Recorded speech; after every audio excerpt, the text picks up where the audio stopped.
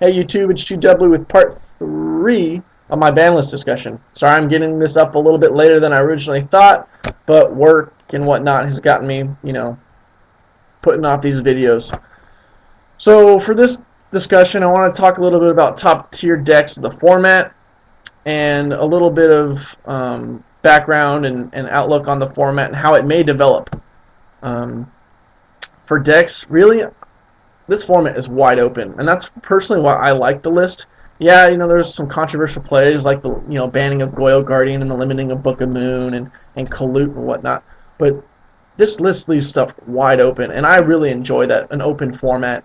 I really don't think any deck has just a distinct advantage over any other deck as far as consistency and whatnot, and just in the hands of a top player, I think any deck can really win this format, with the proper support stuff.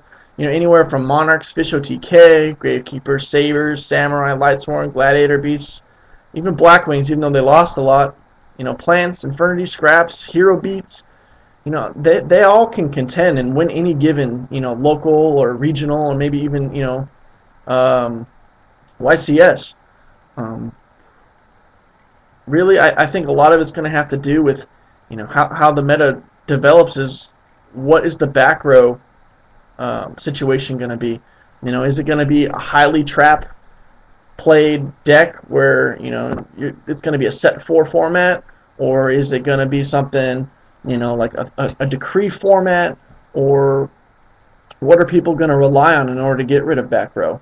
I think that is the major factor in how these decks are going to shape out. Is someone going to rely on a combination of True Nade, MST, Trap Stun, or they can just solely rely on True Nade and MST, or are they going to play MST, True Nade, and Decree, or whatnot? And I think which combination or what cards you play is gonna affect how well you do in the meta and thus shape it.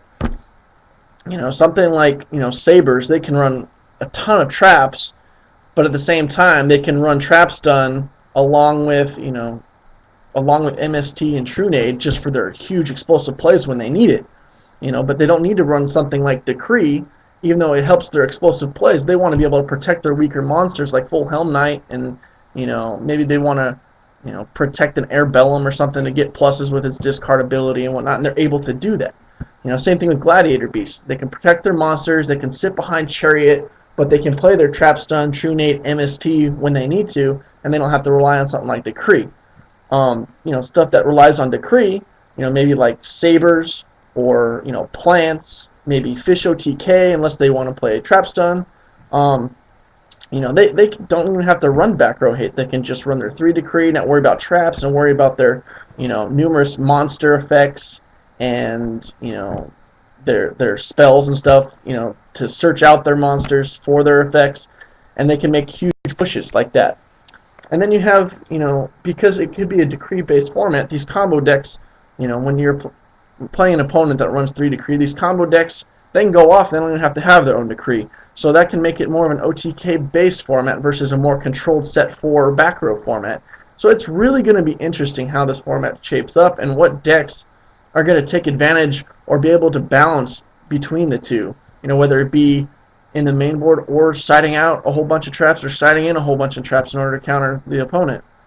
So I touched a little bit on some popular decks that I think that there may be. I think early on the format, Glads and Monarchs are going to be pretty big. Same thing with Sabers and Samurai. Glads and Monarchs are a pretty cheap deck. It's something easy to test with at the beginning of the format that's not going to cost you an arm and leg. Sabers and Samurai, a lot of people already have these built. They have all the stuff. Sabers aren't really expensive except for Dark Soul, maybe Ember's Blade. So the same thing kind of applies for Monarchs and Glads, and then it's a pretty cheap deck to maintain. Even if you're not playing it, for the whole format, you weren't playing it last format. A lot of people still have their Samurai stuff. They don't want to get rid of it yet. They want to see how it does in the format, in the early format. So, they may be testing that. But I think the format's wide open. Anything can do well. Some underdogs I have for the format, based on, what they have now, and based on the list, and based on what they're getting in Extreme Victory or in the future starter deck. Karakuris, Psychics, and Dragoonities, and Fairies. Karakuri's, they got some combo stuff going on. They got lots of OTK potential, especially with the machine support coming back from the ban list. Just machines in general I think are underdogs on this list. But I think a lot of it has to do with the Karakuri, base synchros and how they can generate so much, advantage and so many pluses.